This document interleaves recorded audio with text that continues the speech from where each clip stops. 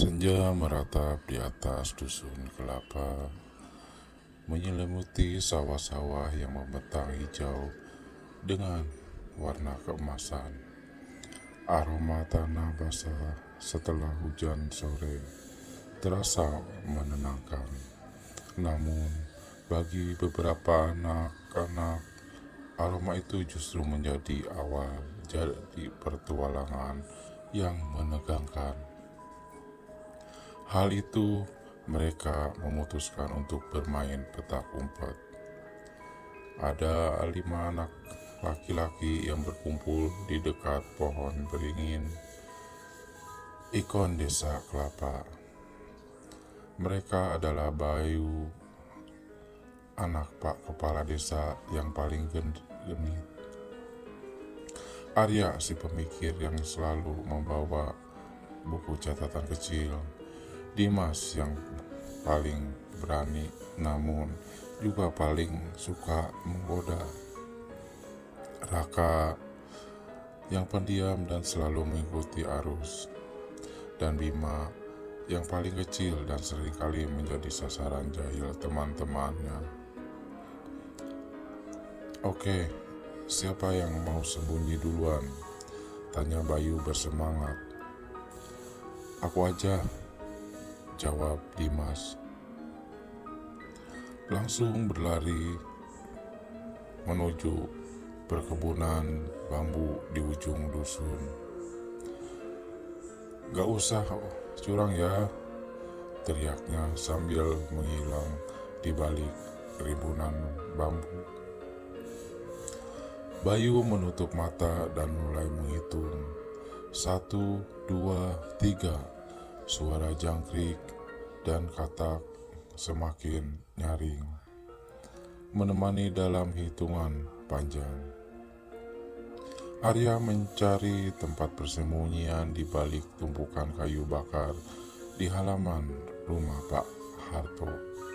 Raka bersembunyi di dalam gerobak sapi yang sudah tidak terpakai.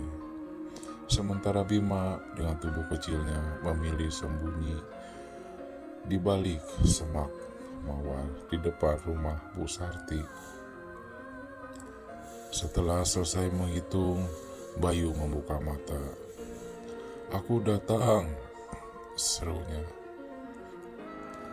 Mulai mencari teman-temannya, ia menemukan Arya dengan mudah. Hanya bersembunyi di belakang kayu bakar. Kemudian ia menemukan Raka yang tergeletak di dalam gerobak sapi. Di mana, Mas? Kok susah banget dicari? Tanya Bayu mulai sedikit khawatir. Mungkin dia lagi di kebun bambu, bersembunyi di tempat yang paling susah terjangkau, tajam Arwa sambil tersenyum. Mereka bertiga menuju perkebunan bambu, memanggil-manggil Dimas. Dimas, Dimas, di mana kamu? Namun, Dimas tidak menjawab. Mereka mencari di antara bambu-bambu, menyusuri jalan setapak kecil, memeriksa setiap sudut perkebunan. Semakin lama mereka mencari, semakin aneh perasaan yang mereka rasakan.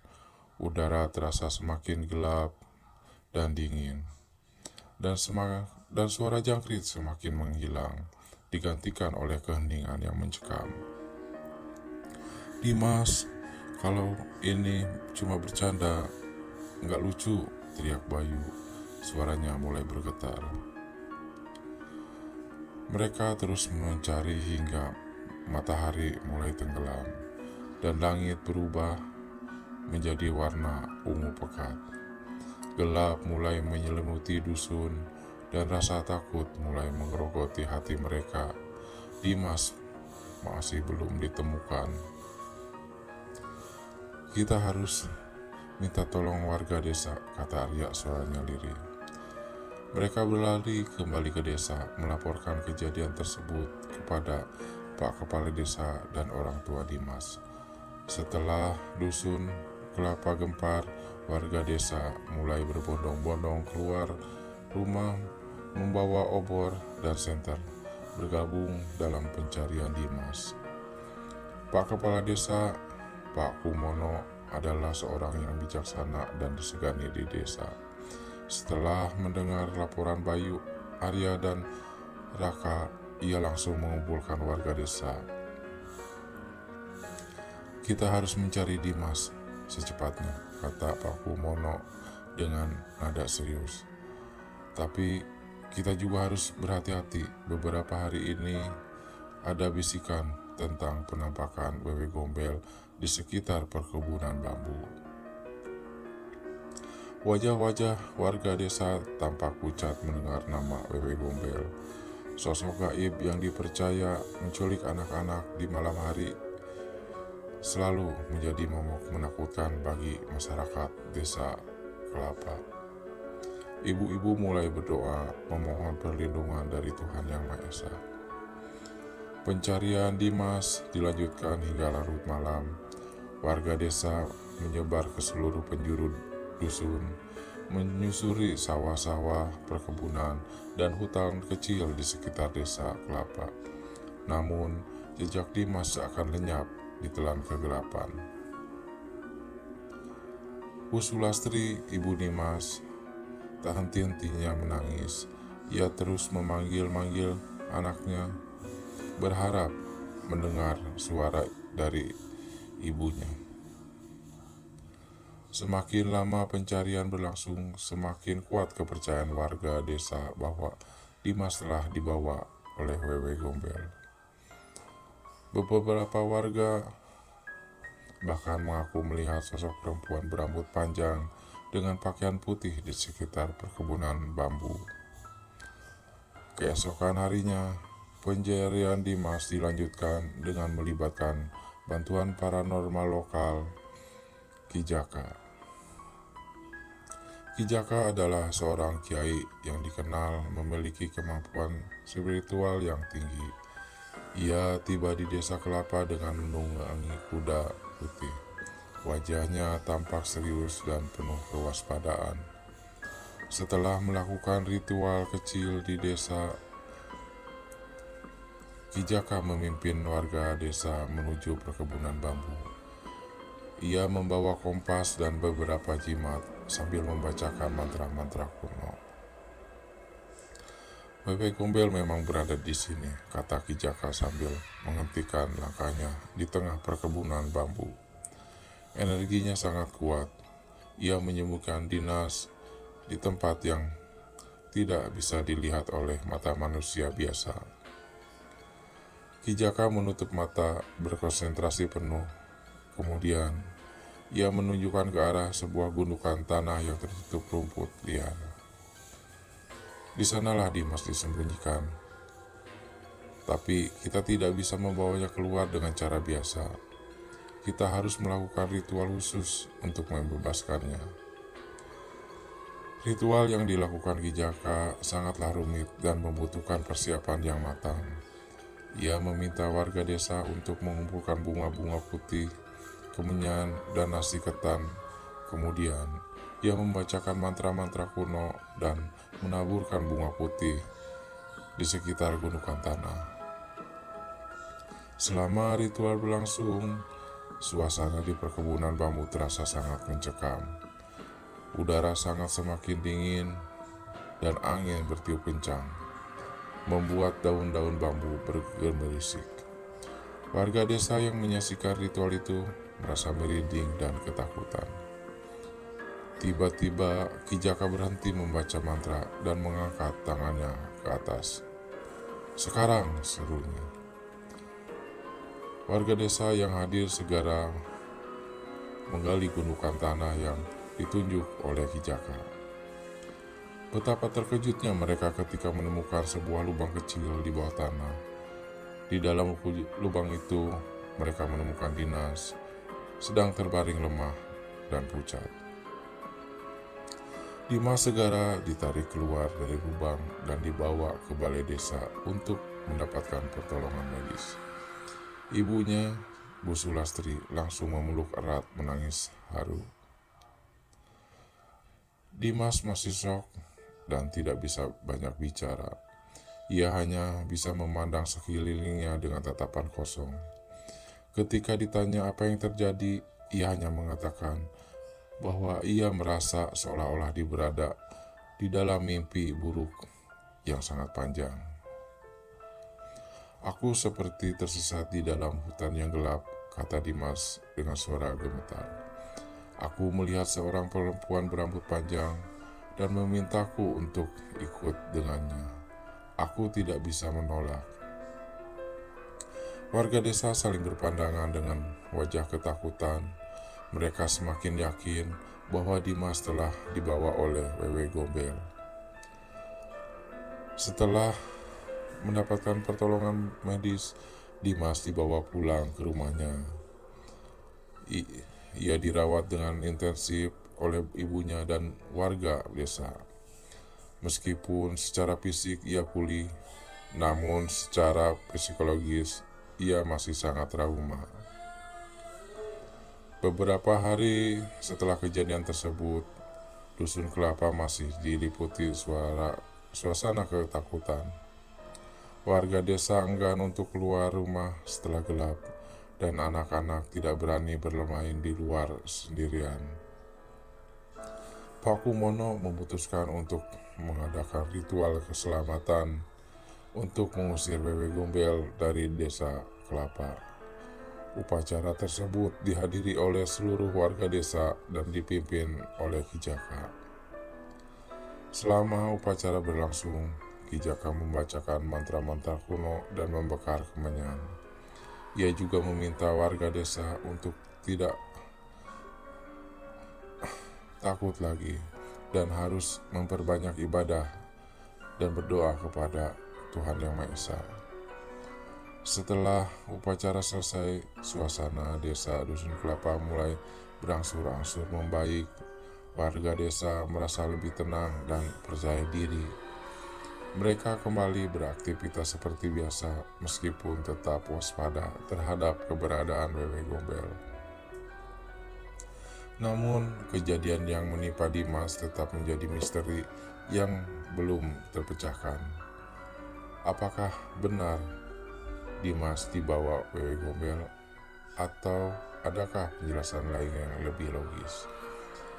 Beberapa warga percaya bahwa Dimas hanya mengalami halusinasi akibat terlalu lelah dan ketakutan. Namun, sebagian besar warga tetap meyakini bahwa Dimas telah dibawa ke alam gaib oleh Wewe Gombel. Beberapa waktu kemudian, Arya mencoba berbicara dengan Dimas tentang kejadian tersebut. "Dimas, apa kamu benar-benar melihat Wewe Gombel?" tanya Arya dengan hati-hati.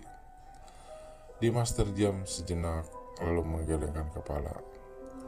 "Aku tidak tahu, aku tidak yakin apa yang aku lihat itu nyata atau hanya imajinasiku saja.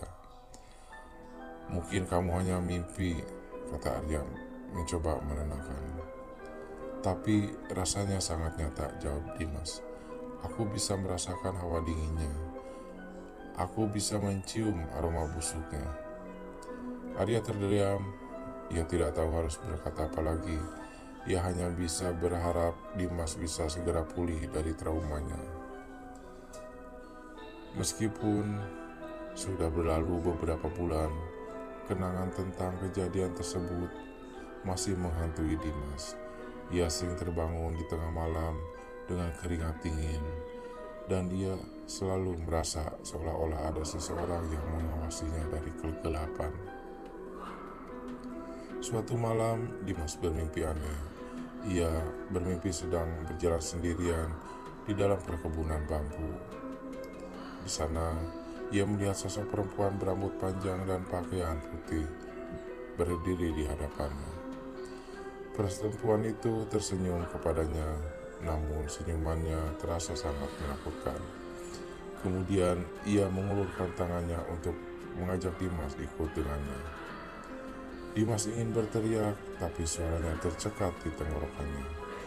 Ia ingin berlari, tapi kakinya terasa lemas. Ia hanya bisa berdiri terpaku, menatap perempuan itu dengan tatapan ketakutan. Dimas tiba-tiba terbangun dari mimpinya. Ia duduk di tempat tidur tengah-tengah. Jantungnya berdetuk kencang dan tubuhnya menggigil. Ia melihat sekelilingnya, memastikan bahwa ia berada di kamarnya sendiri. Ia menyalakan lampu, mencoba mengusir rasa takutnya.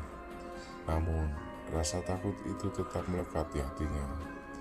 Ia merasa seolah-olah Wewe Gombel masih mengawasinya, menunggu kesempatan untuk menculiknya lagi. Dimas memutuskan untuk menceritakan kembali mimpinya kepada Ki Jaka. Ia berharap Ki Jaka bisa memberikan penjelasan dan membantunya mengatasi traumanya. Ki Jaka mendengarkan cerita Dimas dengan seksama. Setelah selesai, ia menghela napas panjang. Wewe Gombel memang masih mengincar kamu, kata Ki Jaka dengan nada serius. Ia belum menyerah, ia akan terus mencoba untuk menculik kamu. Dimas merasa putus asa, ia tidak tahu apa yang harus ia lakukan. Tapi jangan khawatir, kata Ki Jaka sambil tersenyum. Aku akan memberikan kamu jimat pelindung. Jimat ini akan melindungi dari serangan Wewe Gombel. Simpan jimat ini, Ki Jaka memberikan sebuah jimat kecil kepada Dimas. Jimat terbuat dari kayu koka berukiran tulisan-tulisan Arab. Simpan jimat ini di dalam saku bajumu, kata Ki Jaka. Jangan pernah melepasnya dan selalu berdoa kepada Tuhan Yang Maha Esa. Dimas menerima jimat itu dengan hati-hati. Ia merasa sedikit lebih lega setelah mendapatkan jimat pelindung dari Ki Jaka. Sejak itu, Dimas selalu membawa jimat itu kemanapun dia pergi. Ia juga selalu berdoa kepada Tuhan Yang Maha Esa, memohon perlindungan dari Wewe Gombel. Meski begitu, rasa takut itu tetap menghantuinya. Ia tidak pernah bisa melupakan kejadian yang menimpanya di perkebunan bambu. Ia selalu merasa seolah-olah ada bayangan gelap yang mengikutinya kemanapun ia pergi. Waktu terus berjalan, Dimas tumbuh dewasa menjadi seorang pemuda yang kuat dan berani. Ia berhasil mengatasi traumanya dengan melanjutkan hidup. Namun, ia tidak pernah melupakan kejadian menimpa di masa kecilnya.